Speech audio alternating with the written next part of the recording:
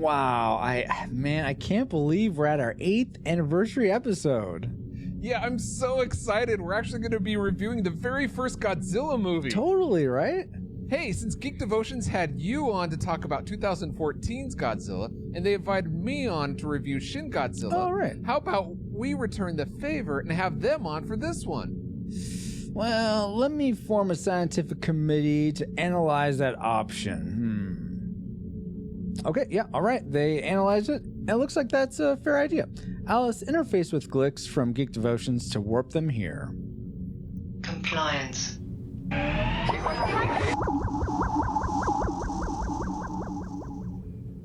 Hey, what's going on here? Where are we? Currently you're on the movie space-time vehicle, Retro Rewind Pod. Be warned, mutineers will be ejected. What? Oh, you can ignore Alice. Welcome, Dallas and Celeste. No, you cannot ignore Alice. Regardless, though, Alice wasn't supposed to just bring you here without asking. What's going on? So weird. But since you're here, Dallas and Celeste, would you like to help us review Godzilla from 1954? Groovy, man. Sure, we're already here. All right. I'm so glad we can have the kaiju guy on to help us review this particular movie. Impossibility drive initiated. What? Again? I didn't do that. Targeting computer activated. Glix. Target located. Coordinates 27. Did you guys do something? 6 north. I think we forgot the taco machine. 142 degrees 5, 59 east. Now what retrieving the happens? kaiju guy and his producer. Jimmy, the heck is going on? Did we teleport somewhere? You know how I feel about teleporters after yours made a magical girl clone of me. Hey, watch your language. Now, let's figure out where we are. Nathan, Jimmy, welcome. Did you bring tacos? I didn't know you guys were going to be here. Of course, I didn't know either. I would have brought my tacos. How you doing? Hi, Dallas. I wouldn't mind having some tacos, actually. But, where is here? It doesn't look like Taco Bell, certainly. No, and we don't have a taco drive anymore here on the Retro Rewind pod. Welcome aboard, Nathan. You're not planning to mutiny, are you, just because of the lack of tacos? I have no current plans, but I can't speak for my intrepid producer. Fantastic. We're about to travel back to 1954, though, and review the movie Godzilla. Oh man, I'm so glad our computers are going haywire and kidnapping people. Really? Also, I've enjoyed your podcast and reviews of giant monster movies. Nathan, are you and Jimmy up for joining us? Exactly right, Jimmy. Yeah, this sounds like fun. Fun? Yeah, if your idea of fun is running from giant monsters, on this episode of the Retro Rewind podcast. Reflux capacitor. Fluxing. Crew to stations. Scanning for Gojira, 1954. Prepare to rewind in 3, 2, 1.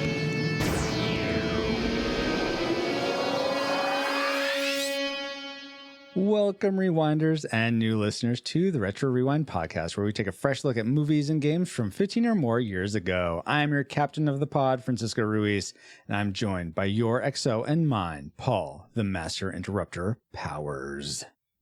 The 1998 Godzilla movie told me it's pronounced Gojira. Also, for this discussion of the film Gojira, we have another full crew complement. Let's welcome first professional writer, raging nerd, and host of the Monster Island Film Vault, Nathan Marchand, along with Jimmy, apparently. Welcome, Nathan. Hello, Retro Rewinders! Hello. You need to listen to my show a little more often. This is how I start it every single time. Talk to Jimmy. I do need to listen. I listen to like almost every Kaiju Vision radio, but I have yet, I'll be honest, I have yet to listen to any Monster Film Vault, so I'm sorry. Oh, you gotta get on that. You owe it to yourself. You owe it to yourself. Film Vault is a better show. Fair warning, Francisco, the island's very loud, so Nathan has a hearing problem, so that's why he's so loud. Oh, good to know. And you know what? That sounds like there's some other voices here. So let's welcome also back a co-creator of Geek Devotions, chief historian on the pod, Celeste Mora. Welcome, Celeste. Woohoo!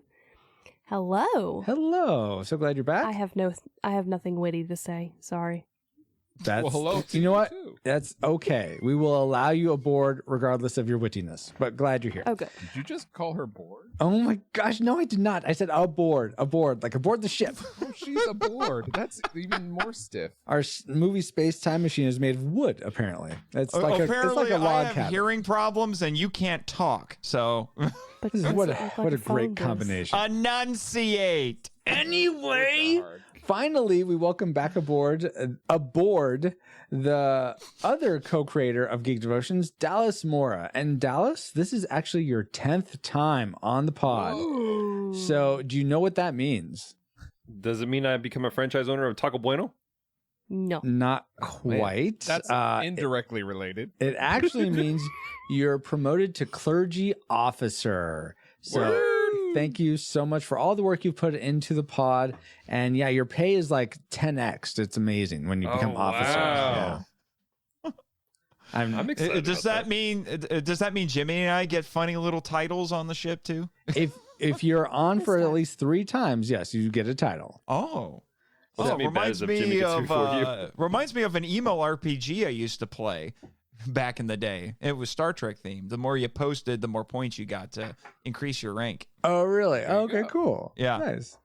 But now, speaking of Star Trek and flying, now that you have a quick flyby of who we are, Paul, can you give us a quick overview of the production specs for Gojira?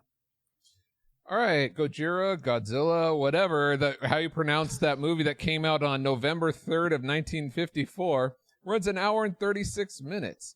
It is unrated, and I'm about to butcher some Japanese names, so I do Don't apologize. worry, I'll correct you. Just Okay, like like Jimmy does on my show. Okay, would you like to take the director? How do you...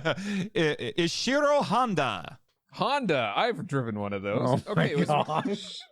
It was written by Takeo Murata. Takeo Murata. Yes, that sounds better. And the Honda guy.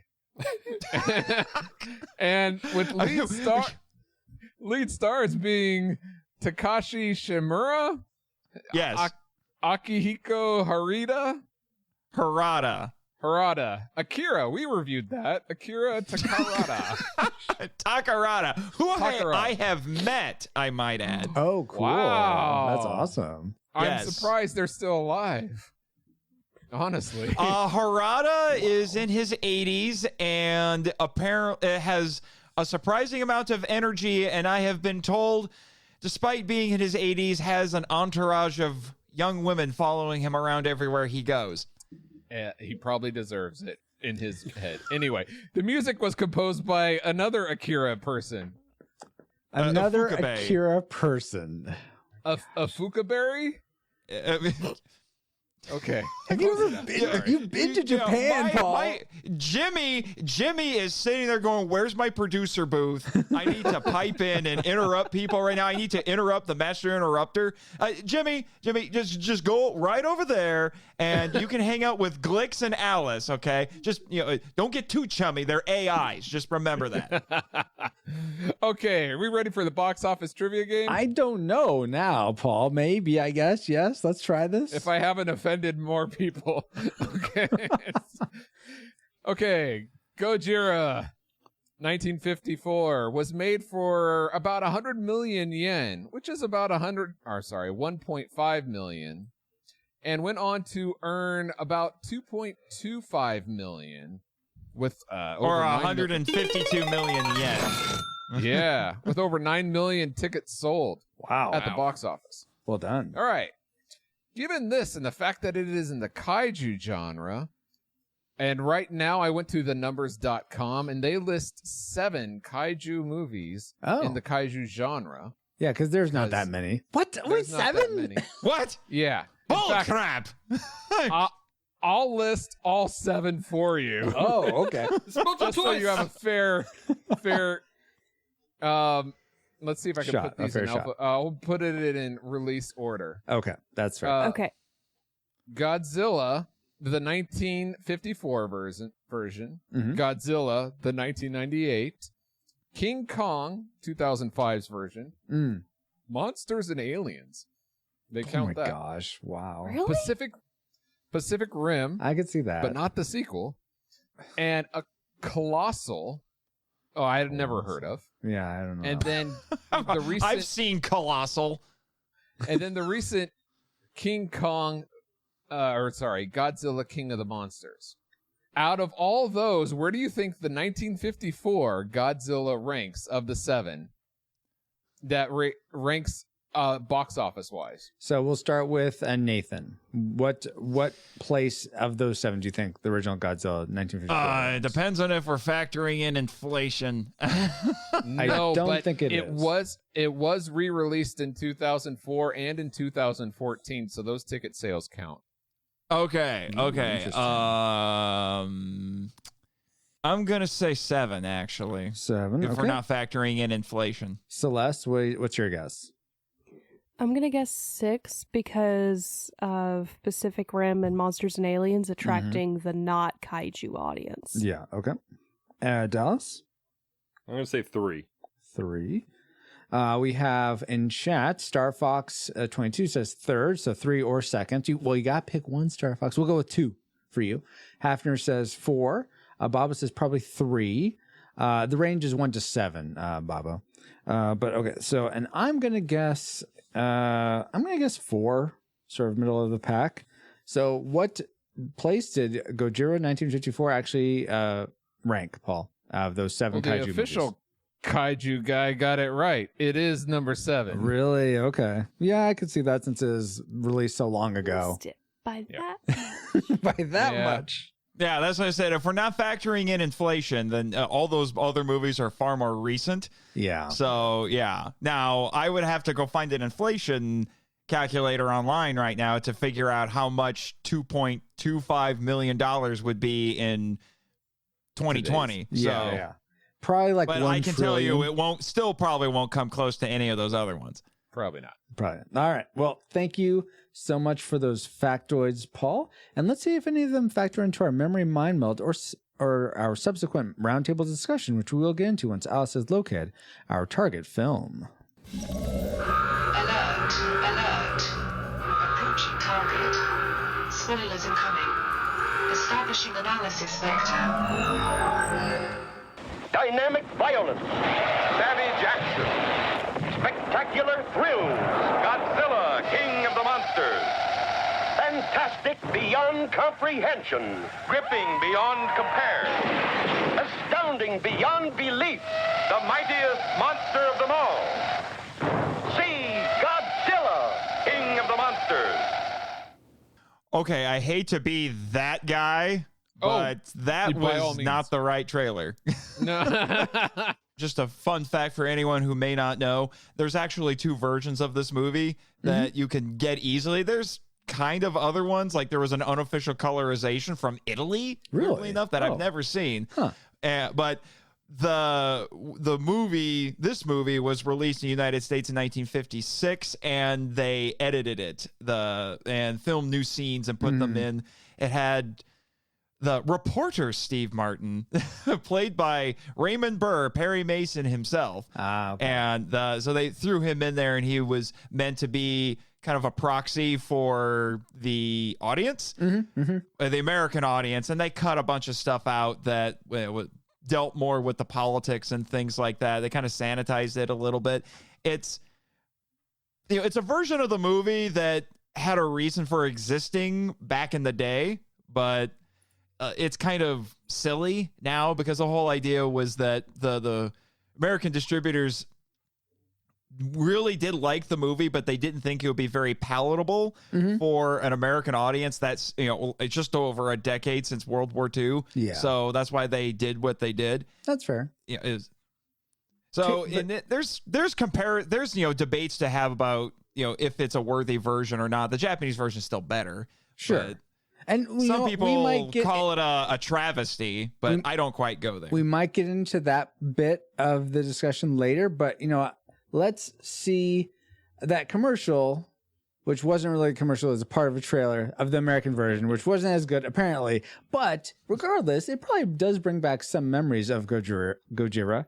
But to give you some context of the things we collectively remembered most before our rewatch, or first time watch, as the case was for me, here is your memory mind meld synopsis of Gojira.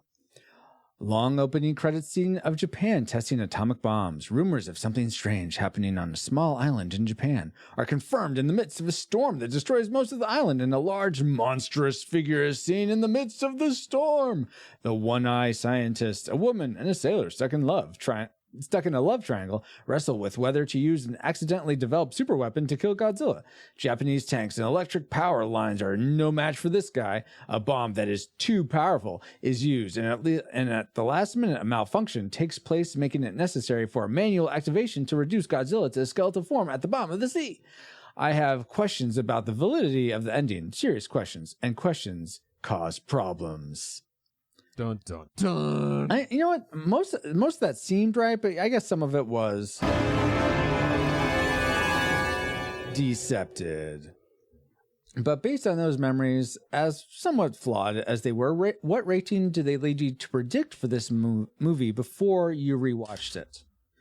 Classic, nostalgic, or tragic? Let's start with Nathan. What was your prediction? Not your final rating, but your prediction for this film. Classic. What? What? The Monster Island film vault guy himself would predict this classic? I can't believe it. Celeste, how about you? I may not do that for all of them, but this one is classic. Fair enough. How about you, Celeste? I'm going to go with classic. Classic as well. Dallas? Yeah, I want classic. Classic. Paul? No. Stall. Dick. Nostalgic. I went nostalgic too. Like I had just said, I hadn't seen this before, and I didn't really have a burning desire to see it. I like the 2014 American version pretty well, but I was curious. But so that's why I predicted nostalgic. But it'll be interesting to see if those predictions come true. But first, let's get into our discussion of the things we liked most about Gojira. Let's spin up our Best 3.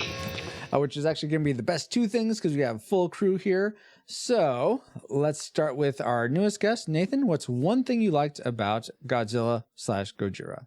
As I was telling you guys a little bit earlier, I could go on for hours about this movie. There's too many things I could go into, so picking one was difficult.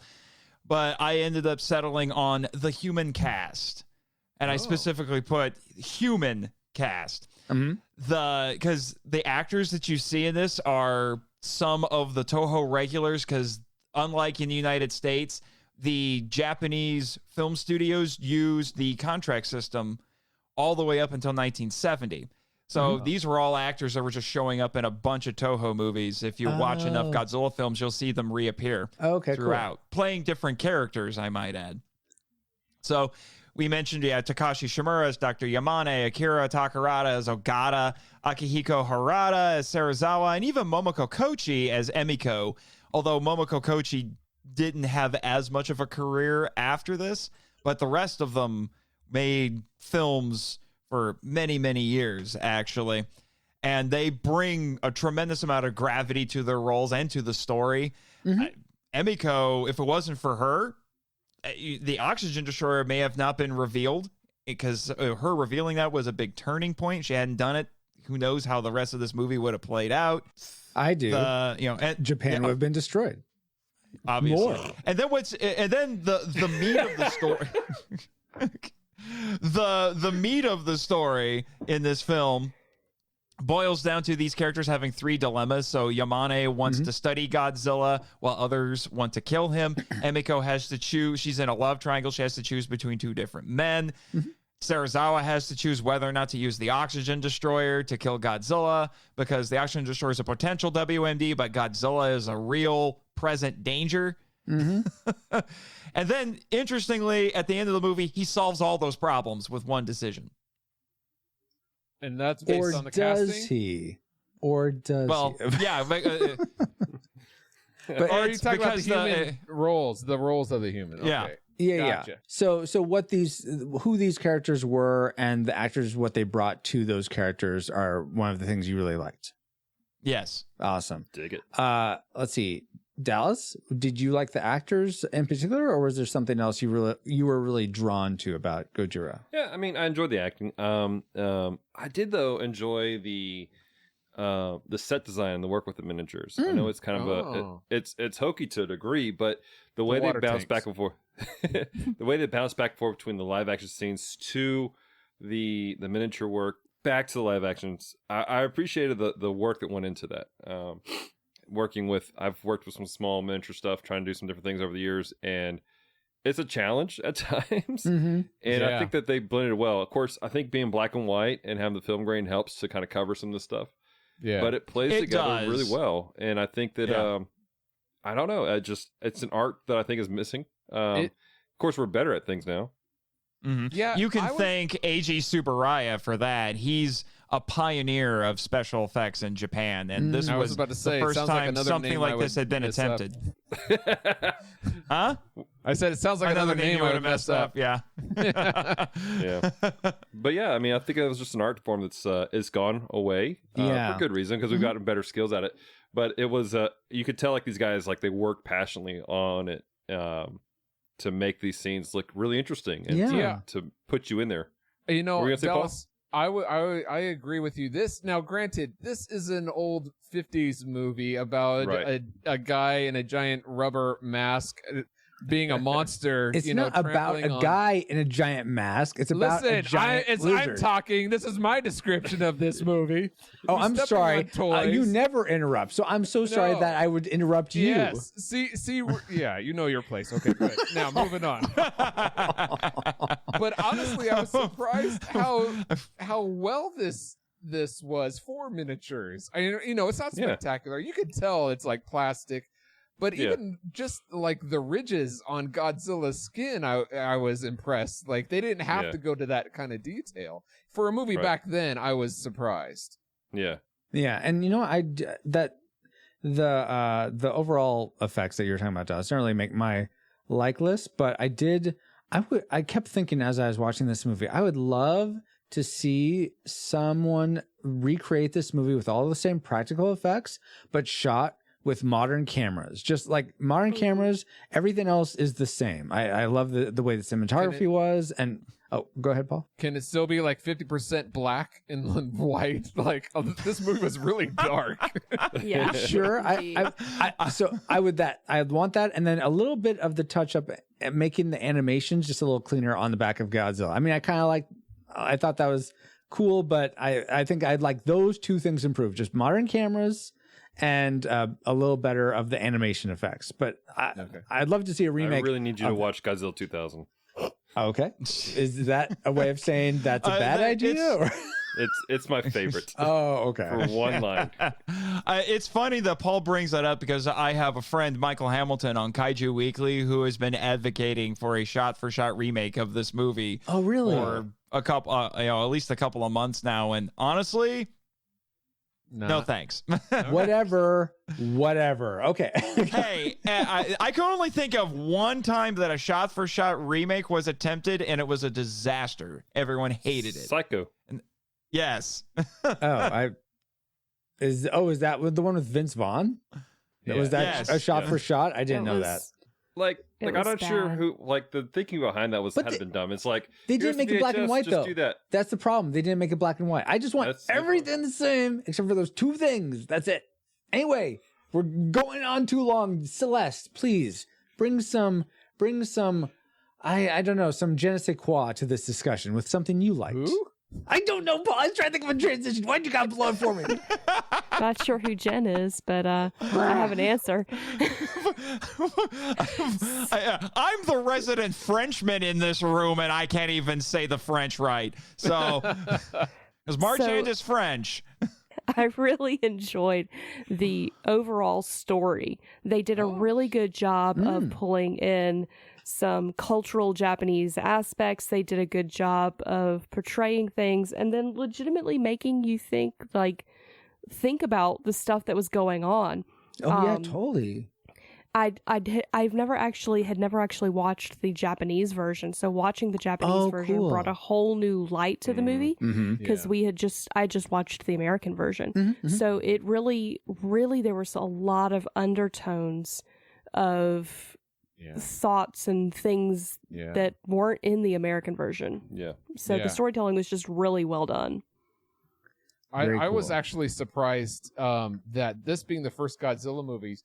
In other Godzilla movies, you see the political ramblings and fightings and like, oh, should we get involved? Well, we shouldn't tell the people. And I was surprised this was in the very first Godzilla movie. Those kind of political rumblings. So Oh, this is a very political movie.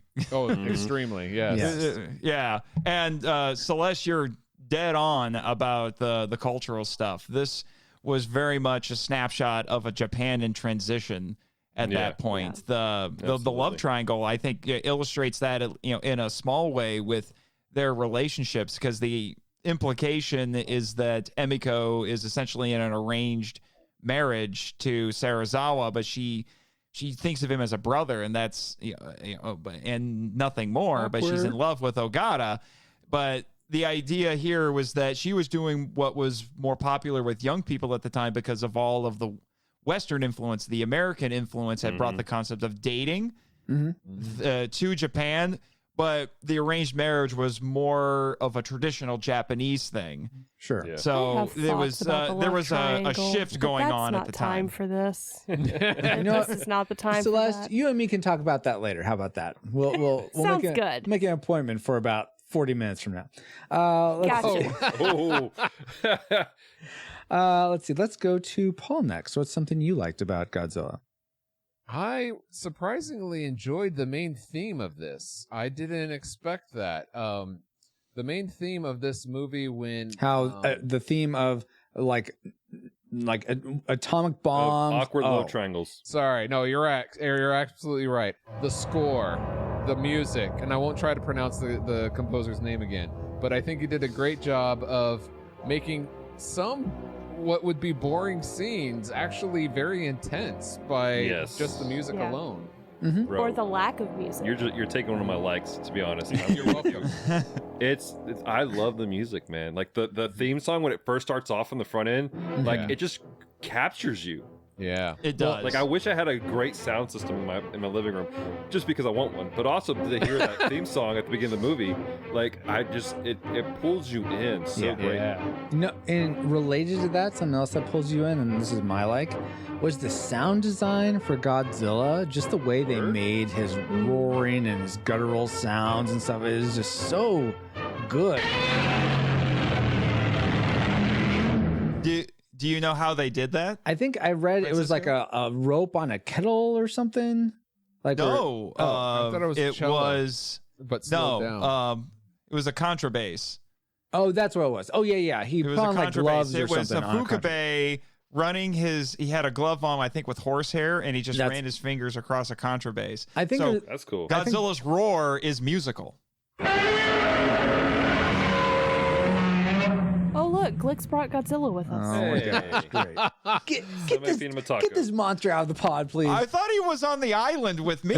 Well, I'm confused now. We have brothers. Remember? They're twins, Nathan. Oh yes. Goji-kun. Two monsters, one egg. You got one, we got the other.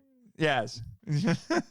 This isn't a Godzilla hatchery. Anyway, continuing on with what I said, was saying I like the design. I also like Godzilla's just creature design in general. I thought it was really cool. Some of the versions I've seen from I watched some clips of like the 10 most recommended Godzilla movies to watch and stuff like that. And it's like, that one doesn't really look good. Oh, that one's pretty cool. So, but this one I very much liked. So the original design. But now that leaves our classic makers, guys. What did we love most about this film? Let's go back to Nathan. What's your most favorite thing? Because that's a word about Gojira. Again, Nathan, just say the movie. Difficult choice. Say the movie. The movie. No, don't just say the movie. Be specific. I'm not. I Dallas, how dare you? I don't cop out like that. Yeah, Dallas. No, Haruo Nakajima. Sorry? That's he is the man in the Godzilla suits. Oh, okay. That's why I said earlier the human cast. So that suit that he was wearing weighed over 200 pounds. That's crazy. Jeez. Yeah. That's almost as much as the horseback guys, the wraiths from Lord of the Rings. Yeah. And he could only wear it for a few minutes at a time where they were filming. Sometimes he passed out. Oh they could actually pool, like they could squeeze the suit and they could to drain out the sweat and it would fill cups. He was a trooper. Jeez, and he didn't see himself as he did not see himself as a stuntman. He did see himself as an actor, even though stuntman is really what his title was. Could he see out of it at all? Yeah, he could. There's little holes in the neck because that's where his head is. So Godzilla's head is actually above his. So his face would be in the neck. He would actually, I heard one of the things he would do particularly later on, because he played Godzilla for 18 years until 1972. So that was 12 movies. He was in 12 movies. He played other monsters and other movies and TV shows as well. He was in the original Ultraman. He played some of the monsters there and stuff like that. But he would actually, what he would do is he would hold his arms up like this.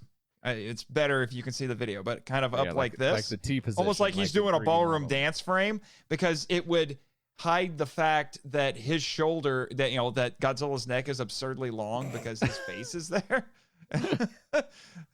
But, so that's something that he would do to help hide that fact. Okay. When you watch some more Godzilla movies up until 1972, watch for that. You might notice it.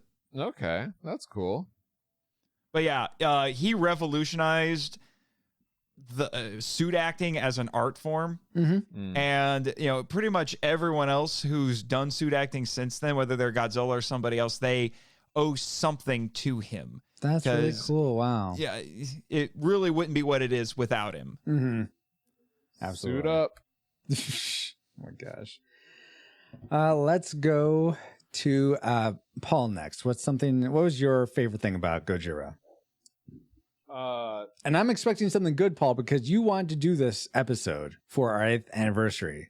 Yes, and thank you for agreeing. You bet. And it takes two. Anyway, I thought Dr. Sarazawa, how do you pronounce it? Sarazawa.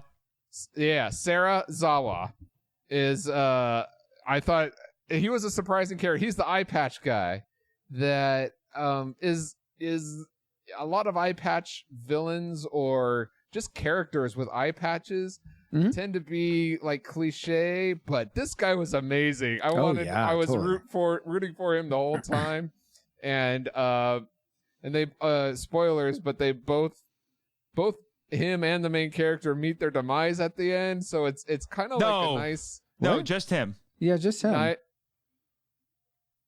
saw a skeletal form of Godzilla. So him as the main character. I thought you meant the other human. I'm sorry. This movie's called Godzilla. I knew where you were going, Paul. Thank you. Anyway, so I just thought I expected to like Godzilla the most because he's the franchise that it's built upon. But I really enjoyed the Dr. Sarazawa character. Very cool. Okay. Interesting that you'd pick him, but all right. Yeah, he's part of the human cast that Nathan mentioned. Yes, that's true. Celeste, what's the thing you loved most about Gojira, especially this being your first time seeing the Japanese version? So it's already been talked about. That's fine. The music. Oh yeah. The music was my classic maker, because even like just the theme song, when they made this movie, they weren't necessarily planning to make other movies, but that music, now I haven't watched all of them because some of them I just can't, but like even in Shin Godzilla, you hear that music. Yes. And it's a hallmark of Godzilla, and so they created something with the music that was so iconic that it had to go on and be used for the rest of the movies. Absolutely, yeah. Yeah, Afukube came back up until for numerous Godzilla movies up until 1995, actually. And what happened was he was eaten by Godzilla, so that's why it kind of became more. Yeah. It's like the kids on Barney. No. Oh my gosh. Wow. That is correct, Jimmy. We can neither confirm nor deny that the kaiju may have eaten some of the tourists here on the island. Is Barney considered kaiju? I mean, it's a big dinosaur. But it's kaiju just means strange beast, so I guess he qualifies. Oh, interesting. I didn't know that. Definitely qualifies. I'm a kaiju then. Oh my god. Yes. Dallas, can Yes, you sir. please tell me what you loved most about Gojira? Yeah, what I love the most about Gojira is the underlining commentary on the human condition within the entire film and the reflection of World War II's aftermath on the people, down to like the point where like there's a woman holding on to her child, saying we're ready to meet daddy, and people surviving the fallout, rushing to shelters and everything, and then you have these scenes of these kids that are sick because of radiation poisoning, or they're being orphaned because of different things, and then the whole argument of like, what is the responsibility of a creator who's created something that maybe he didn't intend for it to be, but it's become what it could potentially be a mass destruction. And it's a weighty film. Like, it's interesting, it's awesome. You get this giant dinosaur, rawr, but there's a lot of depth to it, and that's what I love about the film, to be honest. And a lot of the Godzilla films is there is a depth to it. And so that's what hit me, like watching it, like especially the scenes with like the orphans and everything, and then like the scene where Serizawa is they're fighting with Serizawa about using the oxygen destroyer, and they just stop for a moment, and you have this orchestra of children singing, basically, as a lament for the people who were lost in this tragedy. And it hit me, like I wanted to cry. I'm a grown man and eat a lot of tacos, but I use comedy to break awkward moments. But it's touching. I mean, it's a deep film. Yeah, it's amazing. They had this guy who's just trying to invent 7-Up, and it winds up making this oxygen destroyer thing that kills people. What? But he is making 7-Up. He was trying to. Anyway, he split off from another guy named Dr. Pepper. I thought what he did was he accidentally invented the world's deadliest bath bomb. I mean, which is true. Bath bombs are super suspect. Bath bombs are super suspect. They just bubble. So. I'm done with this guy. I'm out of here. But going back to the so you don't want to come back to Monster Island now? Oh, come on, Dallas. We'll throw in a few bath bombs stuck for there you. for 5 months again. He's not allowed to come back to Monster Island for quite a while because I need him on the podcast. Okay. Last time I went there, I was stuck on the island for 5 months hiding in a cave. Man, That's true. That's no good. Don't worry, we'll make sure that doesn't happen again. Going back promises, to the promises. We're not gonna let you talk anymore, Paul. Apparently. Oh, come on! I have a question, because I was really surprised to see Godzilla breathing fire on people, and I don't remember seeing that directly in other Godzilla films. It doesn't really happen in most of the other Godzilla films. This one is noteworthy for having some pretty gruesome human casualties in this. It doesn't happen very often. There's only a couple of other ones, and it wasn't Godzilla at that point that was making the really gruesome kills. I would say Godzilla versus Hedorah is also noteworthy for that, but it wasn't Godzilla at that point. And in that one, you literally had people melting. It was horrifying. Oh, wow. Well, so you mentioned that. I don't remember seeing anything super gruesome. I mean, I saw the fog on people and they'd like fall down dead, but I don't remember seeing that was supposed to be him like breathing like that. I got fire. that, but it wasn't visually gruesome, is what I'm saying. No. But you don't see that in other films, other Godzilla films. I get that. Nathan said it was gruesome. I thought he said gruesome, though. I'm like, I don't really remember it being gruesome. No, the other film he was mentioning, he said it was more gruesome with them melting. Gotcha. Yeah. Okay. People were literally melting down into skeletons. It was horrifying. Oh, gotcha. Kind of like Indiana Jones. What wasn't horrifying about this film was My Classic Maker. And I was really surprised at the scope of this film. They were like, there's so many like different sets and locations they went to. They seem to, I imagine they used stock footage of like the Navy doing like underwater bomb tests or something for those what are they called? Like surface detonations, not bath bombs, but just there just seemed to be so much that this movie was doing and so much storytelling going into it. I was really impressed by that. I wasn't expecting something like that from a 50s movie.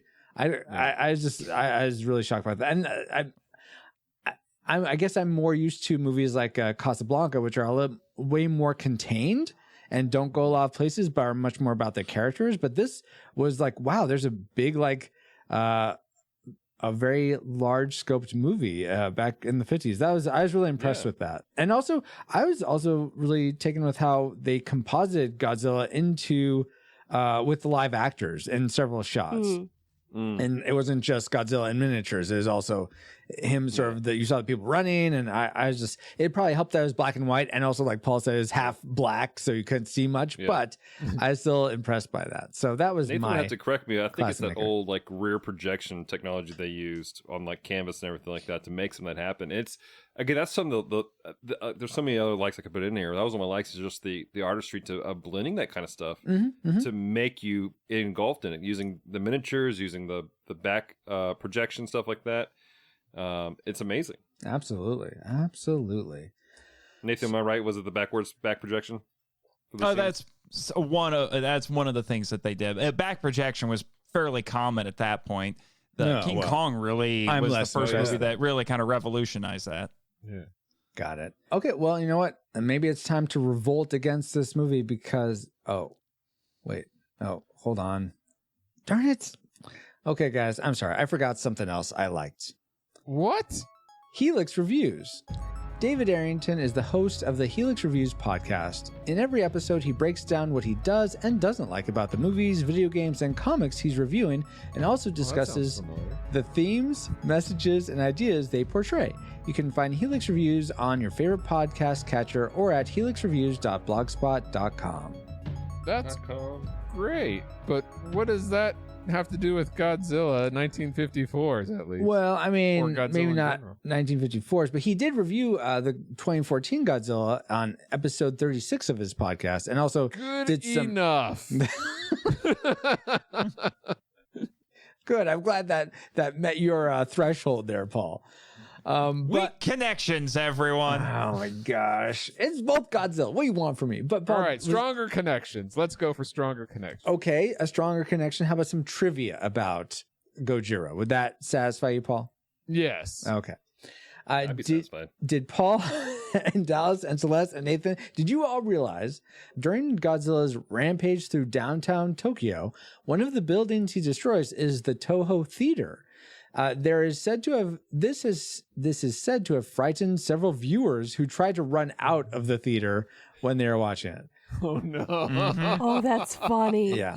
So my question to you guys is: what movie has immersed you the most in your life? Maybe it didn't make you run out of the theater. Maybe it did, but what has it would have been forgot you were in a movie. You totally forgot you were in a movie. Yeah, exactly. I don't know if I've ever had that. Oh, well, then let's start with Paul. I'll tell you what. I was in the time machine, and I saw this movie, Godzilla, in 1954, and I was in the Toho Theater, and I almost ran out because I thought he was going to trample on me. That's amazing, Paul. Wow. This trivia must... See? Yeah, I agree, Jimmy. This trivia must be about you. Well, what's that, Jimmy? You need to stop reminding me about how you have this disdain for time travel. I get it. It mucks everything up. Or does it? So apparently you want to speak, Nathan, or Jimmy does. Well, what movie has immersed you the most? Honestly, I had to think about that for a second. The first thing that came to my mind, weirdly enough, it almost seems like a cop-out, but Endgame. Oh, I still haven't seen it. Because spoiler warning for the highest grossing movie of all time. Francisco hasn't seen it yet, so go for it. Oh, never mind. No, you can talk about it. He doesn't have his ears this. on. It's okay. Talk away. I'm just saying, I hope he doesn't have to edit this. But yeah, he does. He does. Oh, so okay. I don't know why he doesn't have his ears on. But anyway, the scene where wait. Cap catches the scene where Cap catches the hammer. I was cheering in the theater. That's all I'll say right now. Yeah. Okay. Yeah, that was a crazy scene when they killed Spider-Man. Oh my gosh! Good luck editing that. I guess you have to watch Endgame before editing this. Just skip over that part. I'll do my best. You know what I'll say? I'll say the first Star Wars movie, A New Hope. Oh, It's really? Over 2 hours long, and that movie does not feel like 2 hours. Oh, to me. yeah, It feels so short. So I Yeah. must be immersed in it. Okay, awesome. Celeste, how about you? Not you, Jimmy. Celeste. I said Celeste. Jimmy was just saying he's totally with Paul on the Star Wars thing. But I wasn't talking to Jimmy, so he needs to be quiet. Well, I agree with Hey, you. well, he's also a master interrupter. Oh, gosh, 2 of them. Oh, my word. Celeste, whenever you're ready. I think for me, it was the movie Cloverfield. Oh, So, speaking of kaiju movies, awesome. Because you got nauseous? I didn't get nauseous, but I did forget where I was, but I also didn't know what I was going to see. Oh, interesting. Oh, you got thrown into it. Huh? You got thrown into it. I got thrown into it. So I was on a trip with a ministry trip with some people from college, and they, after we finished doing everything we were doing, they were like, hey, let's go to the mall, go to the movies. I was like, cool, what are we going to go see? They're like, Cloverfield. I was like, what's that? They're like, it's hard to explain. Just come with us. Okay, cool. So I ate dinner, got my tickets, went to see the movie, and I was like, what's this about? Yeah. And then lost 2 hours while I was watching it. Still like the movie. That's awesome. But, Wow. It had me so engrossed because I didn't know what to expect. Ah, gotcha. You will be happy to know then, Celeste, that is one of several proposals I'm throwing at the board of directors as a future season of the Film Vault. Oh, nice. Ooh, amazing. I'm like, wait, Monster Island Film Vault? Oh yeah, that's a monster, so that makes sense. Is that some other film vault? It's aliens, right? Or is it? I don't know. Dallas, how about you? So as a kid, my sister was really, really big into the Titanic. Yes. And so we did everything. Every time there was something that was Titanic related, we would go see it. And there was a IMAX theater in Branson, Missouri, and they did this really cool Titanic documentary type of thing. Mm-hmm. And they put these cameras on the front of the sub as it's going down. It's touring it, and for a moment there, it really feels like you're in the sub with them, touring the Titanic underwater and exploring it. And so it as a I don't know, I was probably 10, 11 years old. Mm-hmm. It was pretty immersive and pretty intense. But did they spray you with ice cold water? They did not. Okay. It was warm and stinky by the time they got it. True. Wow. True. Awesome, guys. Well, thank you so much for answering those trivial questions. Well, what about you, Francisco? I'm being asked now. Probably I'm going to say Back to the Future, in so much that I wanted to make my own time machine after. Like, I thought it was possible. So as a 7-year-old, I attempted to make a time machine. You wanted to go back in time and make out with your mother? No. Oh my God. That's got weird. Sorry, No. I love that movie. Wow. Paul. Next time on Retro Rewind Alabama. I don't want to get on a tangent about that, but that poor movie. Yeah, it doesn't. I love it to death. I absolutely adore that movie, but it had the hardest time getting made because some studios said, this is too raunchy. He kisses his mom. And then other people said, this isn't raunchy enough. Exactly. That is another review. Yes, which we've done already back in our 70s I know. on the podcast. But It's on my queue. oh, nice. All Awesome. right. Oh, great trivia, Francisco. Thanks, Paul. You're welcome. And I have the answer to our last audience question, which again was, if they were about to recreate Clash of the Titans 1981 version, not the horrible 2010 version, Yes. who would you cast or direct? But probably because of the limited time, we did not get any responses. So, Francisco, who would you cast and have direct a Clash of the Titans recreation? So I don't know about casting, but directing, I would definitely want to get Ridley Scott, like circa 2000 Gladiator Ridley Scott. I mean, you have the legend. You might get Exodus. What? I said you might get Exodus. Oh, yeah, that's right. Dang it. I haven't seen Exodus yet, so I've heard not I good can't things. comment. Or Noah. But I mean, Gladiator was that good. wasn't Ridley Legend Scott. was good. Oh, sorry. Yeah, you're right. Now that I think about it, of course not. Ridley Scott has some good movies, so He does. it's possible we could have gotten a good one Blade from Runner. him. Blade Runner, yeah, Alien, all good ones. All right, so that era. All right. That area. Well, yes, but I want him to have the experience of what Gladiator he was able to do with Gladiator too. So I don't know, like 90s, because the Black Hawk Down was good too. Yeah, we'll say 90s Ridley Scott. How about that? Okay, that sounds good. I'd watch that. Yeah. Anyway, but yeah, now, we usually do our listener question here, folks, but because there is not going to be any time to respond for the next several episodes, because we are plowing through to get them ready in the queue for the Christmas season. Mm-hmm. So we're not going to be doing any more giveaways. Merry Christmas, ho, ho, ho. You can all have a deal lump with of coal in your stocking.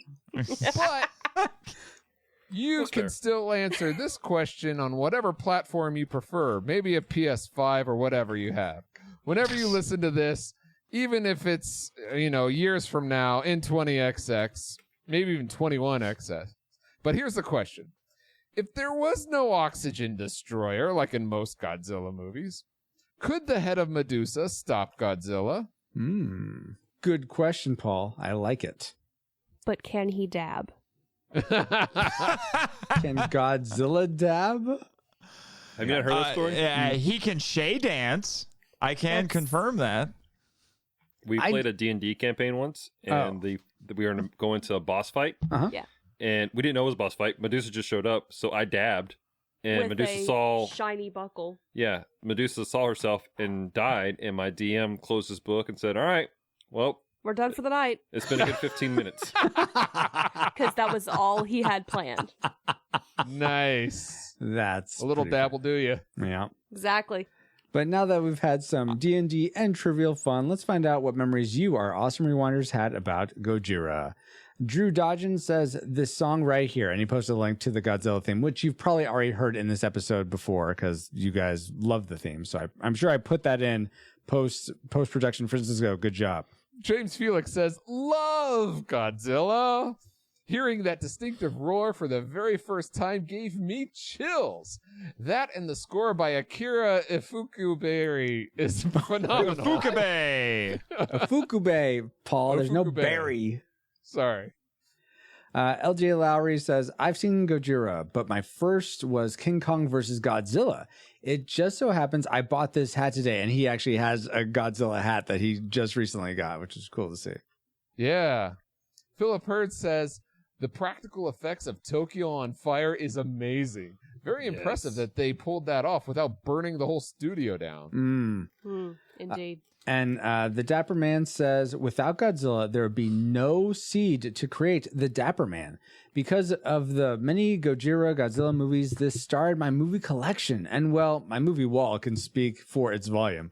While I'm glad and thankful for the Americanized version, even though it is sanitized to fit the audience, I'm glad I was able to see the original version shortly after. It makes it that much more pure dread, sorrow, and gave it the real horror of playing God, with its use of weapons of mass destruction. I already know Dallas, so I agreeing with him. I have a strong feeling I know that what Francisco is going to say, since he hates a real classic when we see one. Disney and Monty Python is looking at you. Question. He asks. Yes. What is your favorite Godzilla design? So you guys, real quick, favorite Godzilla design. You don't have to go into, you can just name a movie. I'm sure Godzilla fans will know which one you're talking about. For me, I'm going to go with, I really like the 2014 version. I like how he's beefy and looks very monstrous. So I would love to see an actual suit version of that. Not all CG, but I'm going to go with the 2014 iteration. Well, it is mocapped. So really? Okay, I didn't know that. That's essentially modern suitmation at this point. Oh, cool. But still, I want a real suit. TJ Storm was the name of the actor who played Godzilla. Okay, which just sounds like an awesome name. And you should see pictures of him. He's this big dude. He used to be a dancer. He's black, has dreads. He's amazing. That's awesome. But Nathan, what is your favorite Godzilla design? I would say either Terror of Mechagodzilla from 1975 or 2000. All right. Celeste? Ferris Bueller. No. You guys said this before. I don't know what you're talking about. Is there a first viewer Godzilla? Godzilla. No, that's not Godzilla. Oh, Yes. you're talking about 1998. That's not Godzilla. That's not Godzilla. His name is Zilla. That is the official name. He is not Godzilla. I don't care about the I don't official know. name, Nathan. I'm looking I'm here. sorry, and I've seen the movie poster. It says Godzilla. Yeah, I'm looking right at on it. IMDb. I It like- says Godzilla. So I like the one that was on the Taco Bell commercials when I was a kid, okay? That's because the Taco Bell commercials were the best part of that movie. well, that hey, she can still like no, the the design. French guy was the best part of that She's movie. not saying the movie is great, just the design. Fine. Anyway, and I will say, I'm not one of those people who hates that movie vitriolically. There's your dollar word for the day. But yeah, I do like the creature design in it. The movie is just not good. It is not good at all. However, I love the cartoon series that spun off from it. Oh, interesting. The cartoon series is amazing. Dallas, what design for Godzilla is amazing to you? I love the 2014 one also. Yes. And I'm also a fan of the Godzilla 2000 design. Yeah. Just because it has more of a classic feel to it. Nice. Yeah. I want to like Shin Godzilla. It just gets a little wild depending on which transformation you're looking at. Yeah, It's a little the derpy. bug-eyed fish one is quite strange. Googly eye. Yeah, calls it the Shin Dirt is Godzilla. Shin He's is wild. Dirtzilla. Also, I don't know if you've seen Godzilla Final Wars. You had your Celeste, turn, Nathan. It's Paul's turn. I just wanted to say Godzilla comes back in that movie. That's all I wanted to say. And then he dies. Oh, sad day. Paul, how about you? What's your favorite? My favorite is probably, because of nostalgic reasons, 1985's version, just because that's the one I was first really introduced to. Oh, okay. And, I want to see 1985's. I really would like to see that one. This, by the way, I'm holding a Godzilla toy version. This is the 1989 version, it says, which is a little beefier version of the 1985. Mhm. So that's cool. I probably like it better, like in the design. It's not it's not super, like scaly like the 2000, which is awesome, but it has more of that classic feel that I enjoy.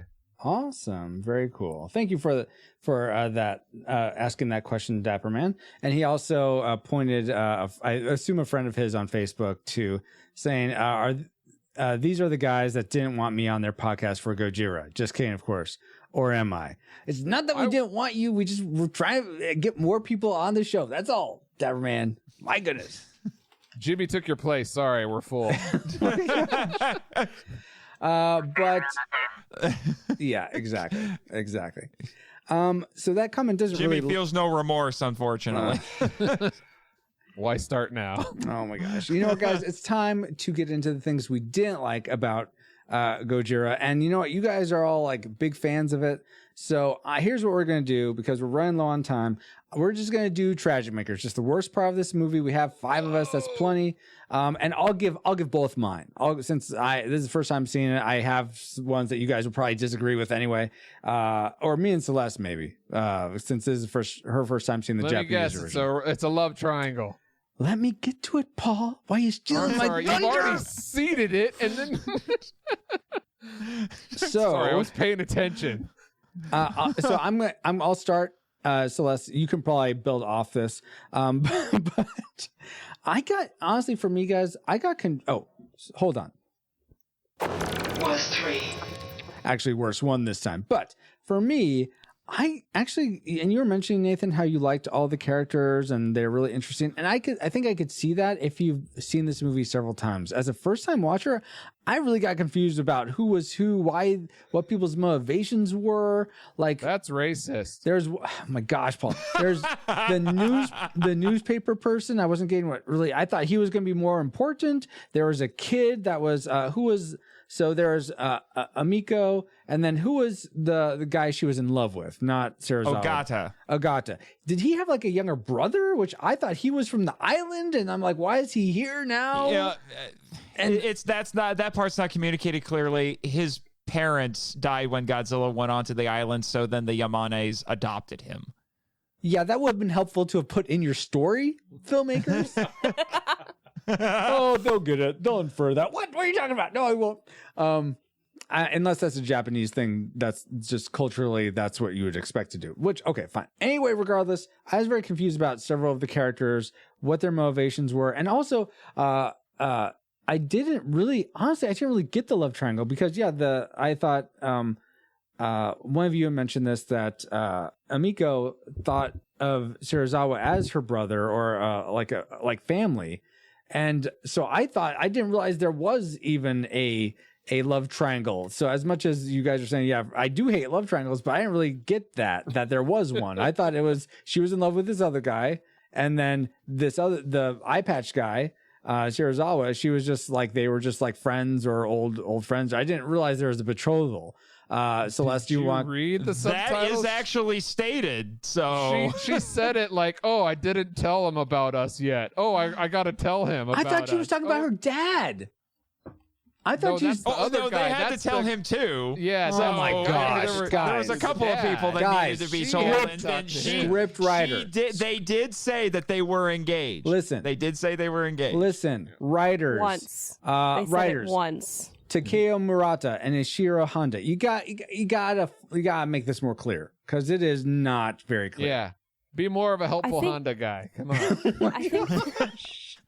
I think they were relying too much on people understanding the social cues. Maybe that could be it. And I mean, that's fair. It's a foreign movie. You're going to work. You're making this for a Japanese audience, not an American audience. That's something that you have to keep in mind when you're watching something like this. We are, as modern day Americans, separated by both time and culture with this. Yeah. Celeste, but how did you feel? You mentioned the love triangle earlier. It wasn't on my list, but I did dislike it. Oh, okay. So if we had done the normal amount of ones, it would have made the list. Okay, that's fair. So yeah, and like Paul said, that's something that I don't usually like. But Celeste, I'm curious, are love triangles something you generally don't like, or was it just this particular love triangle? It was this particular one because of the social cues. It was easy to miss. But really one of my dislikes that I'm going to do real quick, and then I'll give you my tragic maker. Go for it, Celeste. Is that Emiko was too dramatic for the atmosphere. Like, the way she was reacting. Celeste, have you ever seen a bunch of fish just dissolve? It's very traumatic. I mean, well, that'll give you. But it felt more like she should be in a modern day K-drama, not a old school 50s movie. I don't know what K-drama is. That's a lingo I'm not familiar with. Korean dramas. Oh, okay. Thank you. You've heard K-pop. Korean, this is K-drama. Got Korean it. dramas, Korean comedies, because a lot of times the dramas are comedic. I like Korean barbecue. But yeah, that's good too. But it felt more suited for that than for the time frame, the way she was reacting, her overreactions. Hey, I just want to say, maybe she did it first, and the K-dramas are copying her. Oh, still didn't fit. Doesn't matter if she did it first, still didn't fit. Also, I would also like to say, having just watched Terror of Mechagodzilla recently, there's a girl in that who was a pretty young actress at the time, and whenever she gets injured or when, spoiler warning, she dies, she acts like she's in a silent movie. She's like doing pirouettes and spinning around. Oh, weird. Well, she gets shocked with electricity, so I guess she has an excuse. Oh, sure. Oh, and you know what? I'd love to be electrified with what your tragic maker is, Celeste. So my tragic maker is the reaction of the scientist to Godzilla dying. And it's not so much his reaction to Godzilla dying, because we expected that because he was such a big proponent for Godzilla living. But it's the fact that the person who was betrothed to his daughter was supposed to be joining his family. The person that it's set up to seem like it was somebody he had mentored just sacrificed his life to make sure that this technology ended up in no one else's hands. He literally just died, and you're focusing on the lizard. Yes. I have problems with the priorities. I could see that. Well, yeah. he's more focused on. He likes animals more than people. There are those. I mean, I get that, but I had because everything else in the storyline, the way the story was written, I mean, again, it was written really well, but the way it was written, it felt more like he should have at least commented as well on the death of this man. It's like how Chewie and Leia don't hug at the end of Force Awakens. It doesn't make sense. Yeah.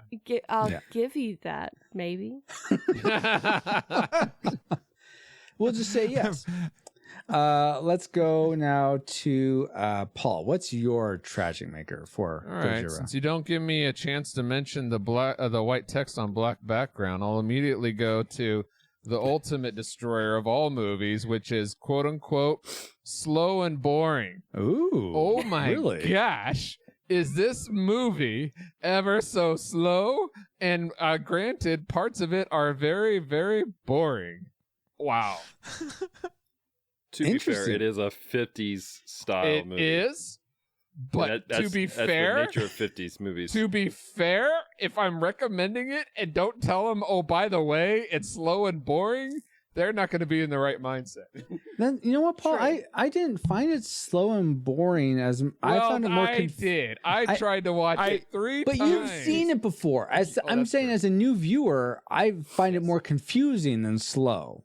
Oh, that's good. Yeah. Paul, you wound me. You wound me. I speak of the truth.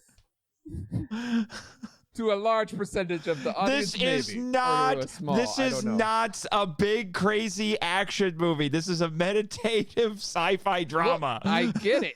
It's a guy in a giant rubber suit attacking toys, but in between that part is slow and boring with some drama added to it. I will, like I said, the characters, like the eye patch guy, is my favorite characters. There was some good story plot line in there. I just don't think they have a good half hour to 45-minute special if they chopped out all the boring parts. Hey, director. Well, then you might actually like the Raymond Burr version more. Actually, because it is shorter. Oh, you don't? It is shorter, but no. A lot of the as boring as 2001: Space Odyssey. Yeah. Oh my gosh. Wow. Anyway, moving on. I was gonna say to rewind to 157. So thank you, Dallas. So Paul's like, hey, director, your name's Honda. How about a car chase once in a while? Oh, I'm not that insensitive. That's the sequels. I'm not the American makeover. I was just making a Friends reference. My goodness. Dallas, give me your tragic maker. Yeah, my tragic maker is he has this giant device in his basement to make the small little pebble take out an entire aquarium, and like overnight, all of a sudden he has a device just this big, roughly, maybe it's a little bigger than that. Mm-hmm. Bigger than a bread box. Size of a 2x4, and that's what kills Godzilla. Yes. Like, how did overnight you shrunk a giant machine to a 2x4? I don't think it was the machine. I think it was just the material, and it's like a powder or something. What was the point of activating the machine then? That's creating it. So that machine is used to make the thing that's bigger than a bread box. Yeah, he has to turn it on somehow. Yeah. That's now. Okay, what he did, because of the size comparison, is he vacuum sucked all the air out of it, so that drastically reduced the size. Oh, he used the PIM particle. That's what it was. Fun fact: Marvel published a Godzilla comic in the late 70s for 2 years, and they did use the PIM particles on Godzilla and shrank him. Oh, cool! He actually got into a fist fight with dang it, he was in the first Captain America movie. He was in charge of the Howling Commandos. Dum Dum Dugan got into a fist fight with Dum Dum Dugan. Oh, really? And then fought a sewer rat in the New York sewers. That's right. Because he kept shrinking. Wow. Okay. Well, that's fair. Nathan, what's your tragic maker? Well, you actually hinted at one of my dislikes, which is the pseudoscience and how it doesn't really quite work, because it's more about the emotions of everything and not necessarily being scientifically accurate. I'll spare you more details other than that. My tragic maker is the puppet.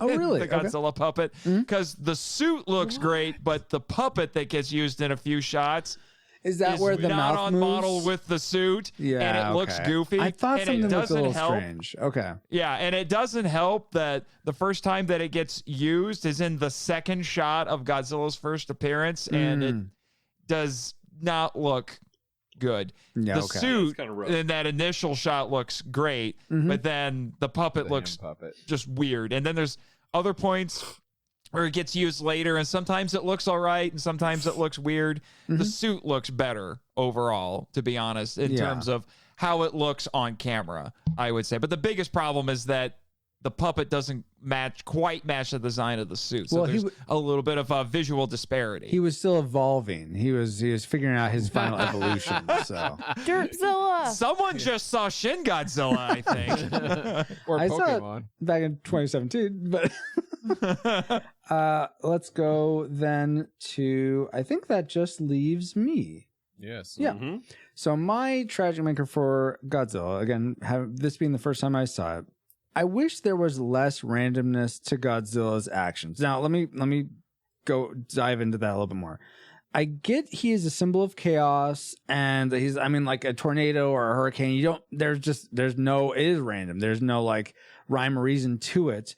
But at the same time, he is a creature. He has some sentience, not really sentience. He has some like drive Sentience. and some what? Sentience. Is sentience the right word? I thought sentient meant you knew you were gonna die and you're more human. Anyway, I wish there was a little bit more to why he was doing what he was doing. It didn't really make sense to me why he would all of a sudden come up, and I think they tried to explain it, like they opened up a pocket or something, and now he's radiated. But then why is he going shining lights on him and making him mad and firing at him, and that was making him mad and going more towards. But then he goes back in the ocean, then comes back out. I don't understand why. Francisco, if I had known that you were going to bring that up, I would have grabbed one of my reference books and found an essay that talked about that, because I can't remember exactly what this essayist said in the book too, because he had a whole thing that addressed that issue. And I think it ultimately was about what you were saying with he's a force of nature. But you know what? Since you don't have that essay available, we'll just say that there was never an essay written, and I'm just right to think it's a very tragic thing that they didn't give him some motivation. I also have an essay that is real and not made up. I'm not seeing an essay in front of me. No, I'm not seeing an essay here. Are you calling me out, Paul? I will walk away and find that book right now. I'm not calling you out. I'm on your side. Yeah, obviously. he's agreeing with you. That's funny. Oh, okay. Oh, wink. my goodness, guys. Well, and now that we've entered all our targeting information into the firing computer, Alice, do you have a firing solution for us? Firing solution complete. Rating salvo at the ready. On your mark. Good luck with the Salvo Authority on this full crew. Okay, guys. Do we rate Gojira, 1954? A classic. We'd recommend anyone go see this movie, whether or not they've seen it before. A nostalgic. We'd only recommend this to people that maybe saw it as a kid or a young adult or just sometime in their past. They remember liking it. It's worth watching again. But if you're completely brand new to it, it's probably not worth your time. Maybe seek out a different Godzilla movie. Or a tragic. It's not worth your time today, regardless of whether or not you have fond memories. In fact, if you watch it again, you may sully those fond memories with a rewatch. So stay away. All right. So let's start with the kaiju guy himself, Nathan. I imagine what you're going to rate this, but you predicted classic. What was your final rating for Gojira?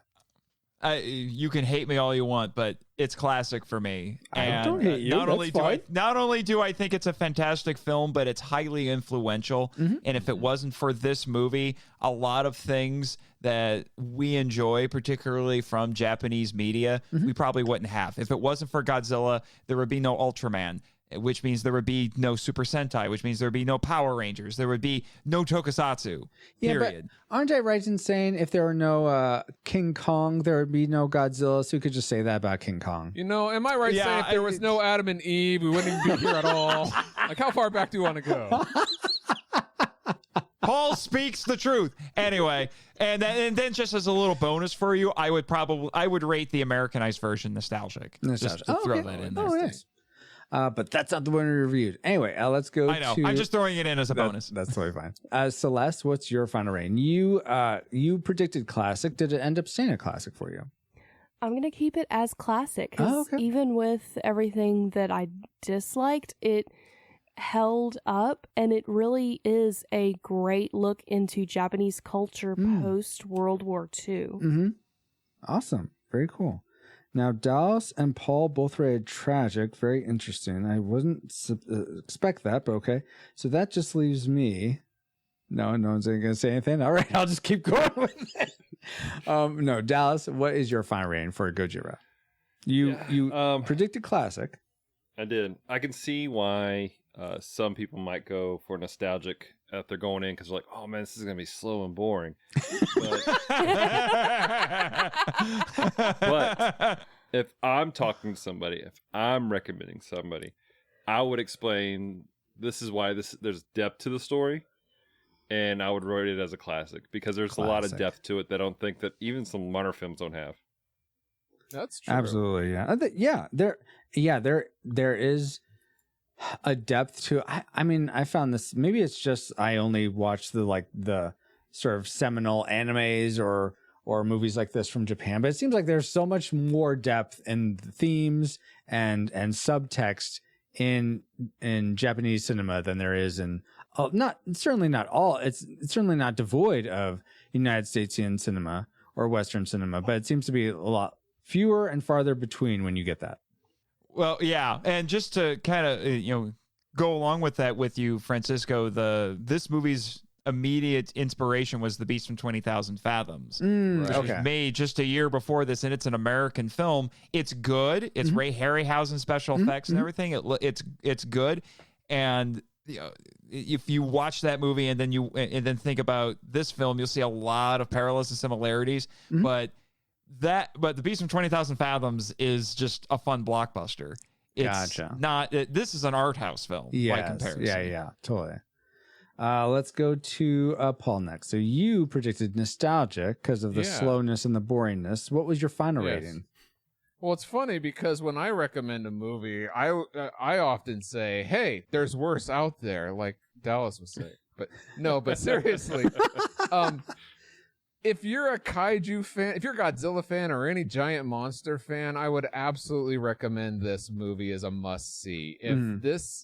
If you're an art history buff, regardless of movies. You mean cinema history buff? No, just art in itself. Oh, okay, all right. This is a movie I would recommend if you're for historical reasons, when this was made and why it was made and all that stuff. I would recommend this.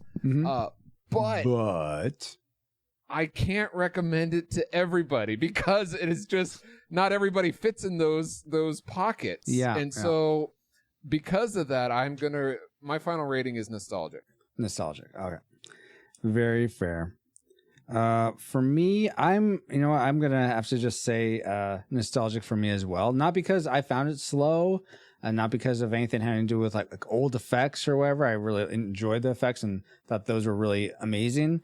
It was just, there were elements of this that I think just were too confusing, and maybe watching it again would help. But I mean, if I'm recommending it to someone, I can't say, oh yeah, just watch it several times and you'll love it. I don't know that for sure of myself, so I couldn't say that. But I'm sure if someone watched this growing up and has fond memories of it, I could totally see. Yeah, go back, watch it again. Especially if you could find a better version than I do wonder a little bit if the version I watched, which was like on archive.org or something, because it's the only way I can watch it with the time constraint we had and not shelling out like $100.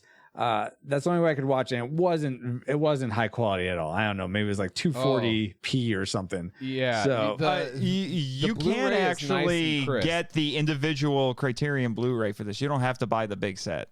Oh, okay. So, but how much is that? Crisp. It is crisp. So I imagine that would make it look a lot better. But regardless, it's beautiful on Blu-ray.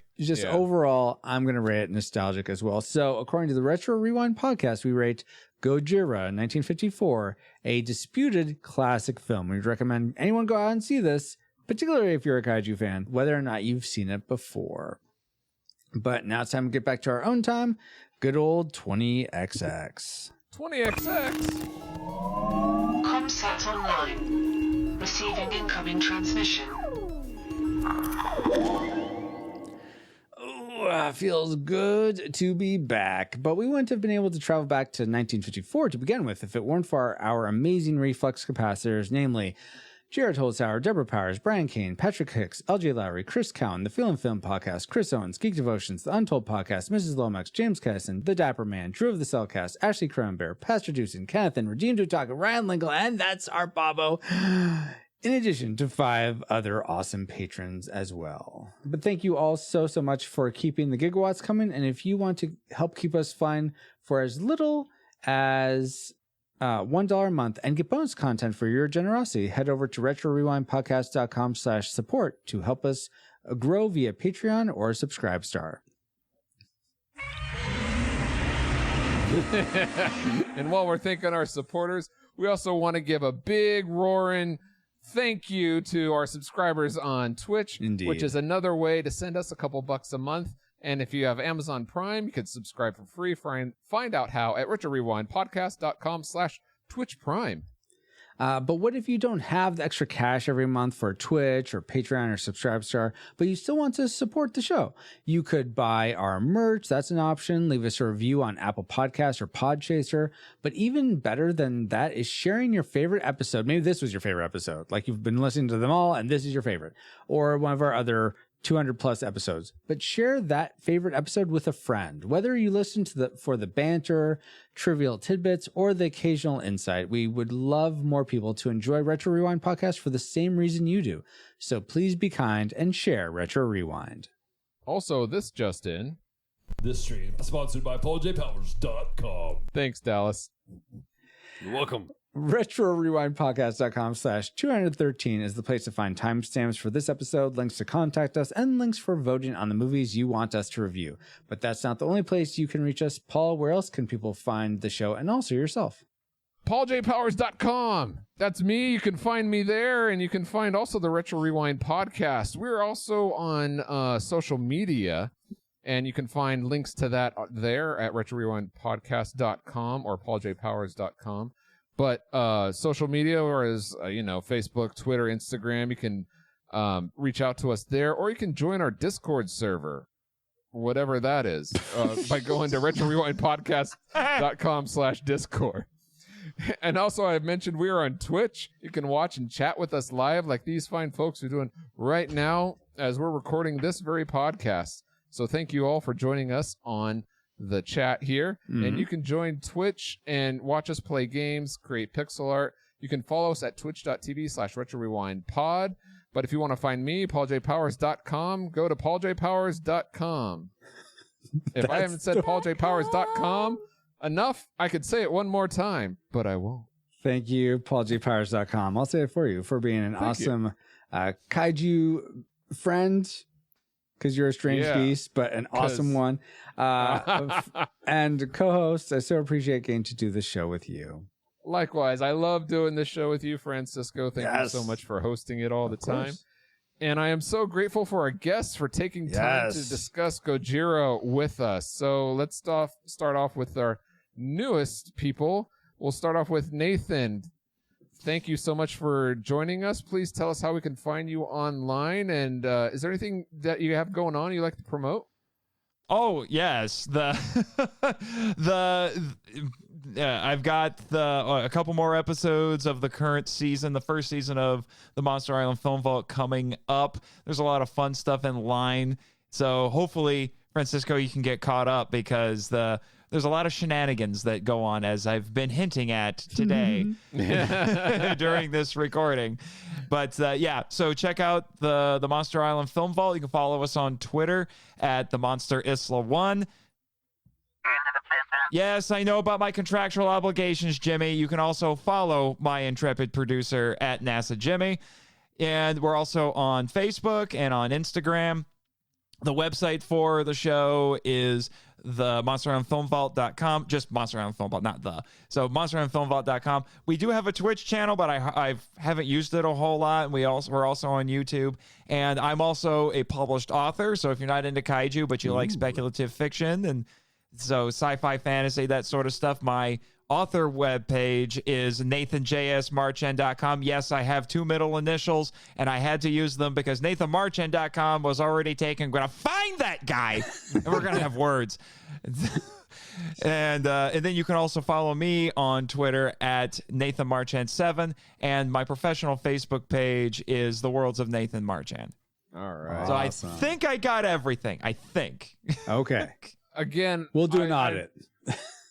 And again, I'm being honest. I'm so excited and thankful that you were able to come on for this episode and join us. And and people not only go out to the Monster Island Film Vault podcast, but also there's back episodes of the Kaiju Vision Radio which I have really listened to. So in depth into a lot of these monster movies, the historical all the stuff going on is. I really highly recommend that podcast as well. Mm-hmm. But I also highly recommend Com Talk 2.0 by Geek Devotions. You can find them, and we're so thankful that they were able to join us for this episode. Absolutely. So thank you, Alice, for kidnapping them as well, and working with Glix there. So let's start off alphabetically. Oh, thank you. With Celeste. How can people find you online? And is there anything going on that you guys like to promote? So you can find me online pretty much at all of the Geek Devotions things. It's on any social media you can imagine as Geek Devotions. You can find me personally at The Voices of Celeste Mora, where I do a lot of my voice acting stuff. And you can kind of link off from there. If you know me, you already have my personal. So there you go. And she has an Etsy shop. Awesome. I do have an Etsy shop. Thank you. I forgot about that. I have an Etsy shop that you can go, and I make dragon eggs and crocheted things, and I like to play with yarn. Do they hatch into dragons? I've yet to be told that one has, but I send a note with every one going, I hope this didn't hatch before you got it. Oh, okay. Nice. Just make sure whatever you do, keep them away from Baby Yoda. He will eat them. And then Baby Yoda will experience aliens in real life. Yes, he did. Wow. A couple of times. Twice. All right, Dallas. Thank you so much for also joining us. Indeed. Yeah, it's been fun. Like Celeste said, you guys can find us at geekdevotions.com or on all of our social media, Facebook, Instagram, and Twitter. Just look for Geek Devotions. We are the show from Devoted Geeks, or devoted to letting people know we're loved. And we love everyone in the show here. All you guys are people that we love and care about dearly. And we love you guys too. All have a special place in our heart, and all the people in the chat too. We love you guys too. Mm-hmm. Like I love the Rewind community. This is one of my favorite places to be. Aww. More than tacos?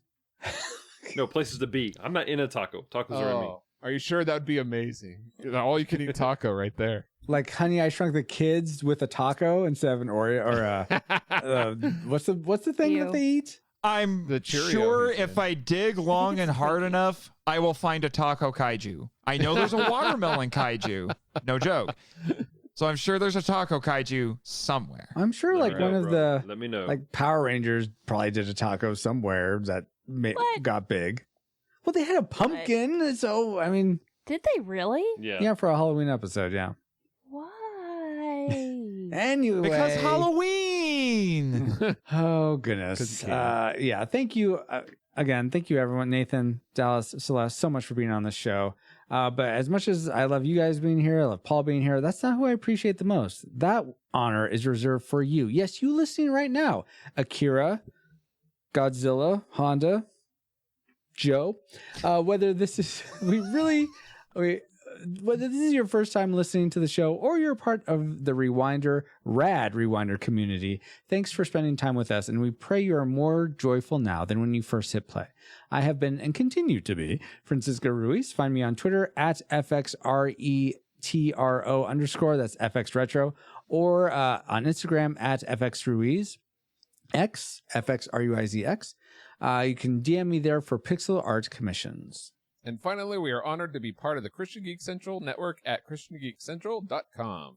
You can catch us at CGC or our website, but like a Pokemon, we got to catch you all for Star Wars, the holiday special, as we start our season of Winter Mist 2020. Our next episode Dreams come true. The Retro Rewind Dreams podcast. come true. No. Retro Rewind mission complete.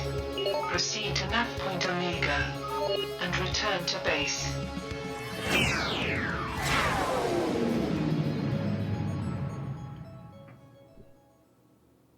We now bring you bad dubbing from PaulJPowers.com.